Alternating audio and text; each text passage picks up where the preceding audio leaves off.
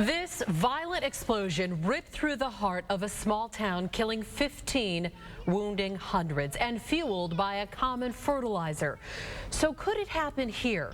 Thanks for choosing us tonight. I'm Katie Ramel. And I'm Steve Irvin. That blast was fueled by the chemical ammonium nitrate, which can be found around our state. ABC 15 investigator Lauren Gilger, along with the Arizona Center for Investigative Reporting, spent months trying to track down this chemical in Arizona. Our exclusive investigation begins in West Texas. The ceiling caved in inside the house. It's been a full year since the fertilizer plant in West Texas exploded. The roof seemed like it went up and came back down. 15 people died, hundreds injured. The implosion effect from that blast drew everything inward.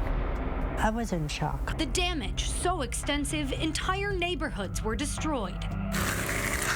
Councilman Steve Vanek spent the past year helping to rebuild the city of West. There's still a lot of people reeling and hurting. They didn't realize the danger. It seems no one did. The ammonium nitrate never entered into our mind, and as firemen here in West, nothing was ever happened. It was a safe plant. In hindsight, he says they were too complacent. First responders and people who grew up around the plant should have been more aware of the potential danger. And now the federal government has declared the explosion should have never occurred. You know, hindsight's 20/20.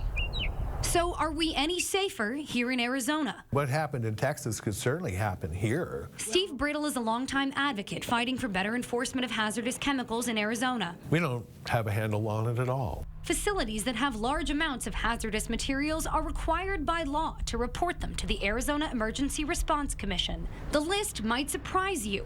While big fertilizer operations have to report, so do gas stations, farms, water treatment plants, pool supply shops, and even grocery stores. But there's a loophole, specifically for ammonium nitrate. If it's sold as a fertilizer, there's an agricultural retail exemption that means they don't have to report. The ABC 15 investigators found there's a lot the state doesn't know. They don't know how many facilities fall under that retail exemption, and they don't know how many facilities aren't reporting the chemicals they should. Mark Howard is in charge of the reporting. How many facilities that store hazardous chemicals in the state do you think you don't know about? I wouldn't even want to try to guess. I would say there's dozens and dozens of them. After the explosion in West, the Texas State Fire Marshal encountered the same problem. They didn't know where all of the ammonium nitrate was in the state. What happened there could very easily happen somewhere else. He put inspectors on the ground, went to every facility, and made it searchable by zip code on this website. I think a citizen should know what's next door to them. But in Arizona, it's harder to get to that information. The ABC 15 investigators researched and found 73 fertilizer plants statewide.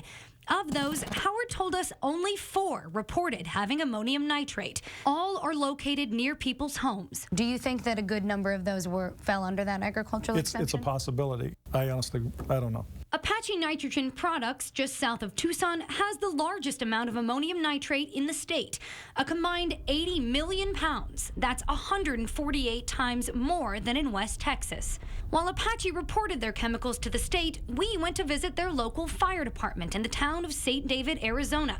Population 1,700. We wanted to see if they have it. It is really important that facilities like this work with their local fire departments. By law, Apache Nitrogen is required to tell them what kinds of hazardous chemicals they store and make. We really have no idea. We found the St. David Volunteer Fire Department has no paperwork from Apache.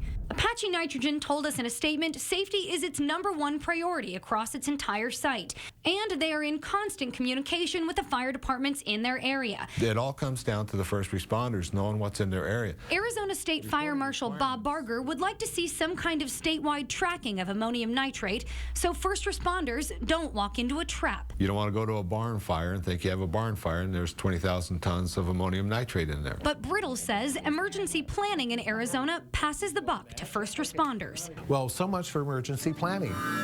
So who's left?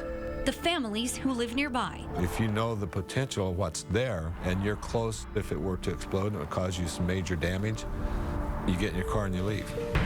Oh, That's not what happened in West. People came close to the fire to watch. I don't want this to happen to anybody else. Lauren Gilger, ABC 15 News.